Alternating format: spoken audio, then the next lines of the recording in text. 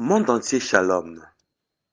Le monde est dans la fièvre des préparatifs de la fête de Noël, n'est-ce pas? Mais laissez-moi m'exclamer, s'il vous plaît, prenez du temps, suivez ce message jusqu'à la fin. Peut-être ça sauvera ta famille. Et après quoi, partage-les. Ça sauvera une âme. Laissez-moi m'exclamer comme l'apôtre Paul auprès des Galates qui disait: Ô Galates dépourvus de sens, qui vous a fasciné?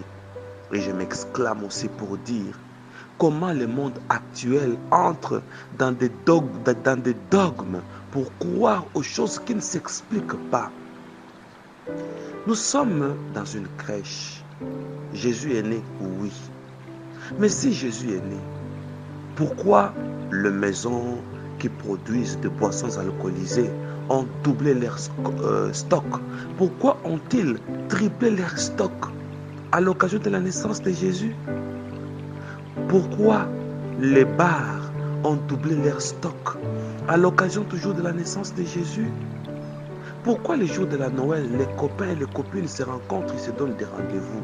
Les hôtels sont pleins à l'occasion toujours de la naissance de Jésus. Pourquoi n'arrivons-nous pas à faire les analyses logiques et prophétiques? Entrons dans la crèche, la description de la crèche. Il y a Jésus, Marie, Joseph, les trois mages, le berger qui paissait, qui ont été interpellés par l'ange et ils sont venus à la crèche, n'est-ce pas? Et là, dans la crèche, il y a les animaux et nous parlerons plus tard de ces animaux. Il y a de la paille et c'est fini. D'où vient le Père Noël dans cette description? Mais le monde croit. Pourquoi le monde est devenu dogmatique?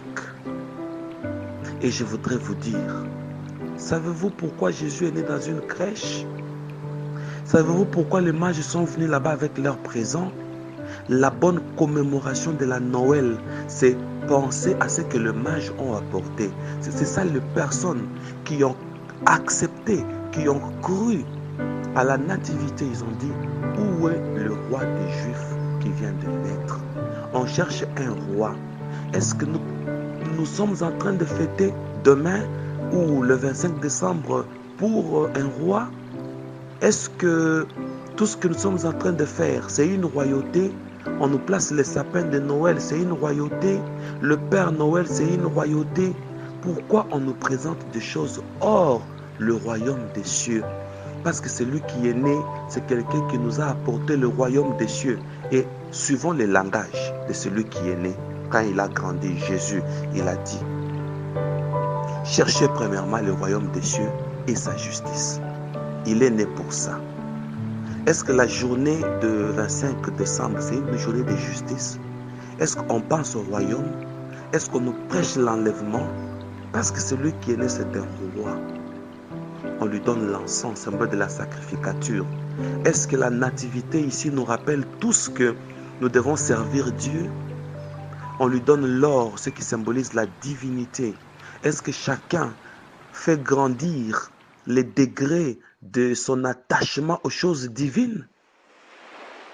Et les mages ont donné la myrrhe pour servir de la sépulture de Jésus. Ça, c'est la crèche.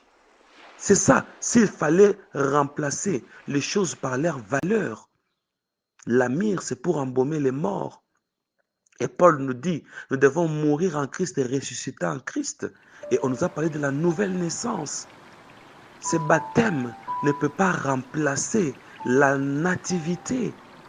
Pourquoi le monde commence à croire aux choses comme des enfants sans pour autant faire l'analyse? Et je voudrais que cette description de la crèche fasse voir au monde entier noir sur blanc combien on nous a trompés, combien on nous a dérobé, même l'analyse, même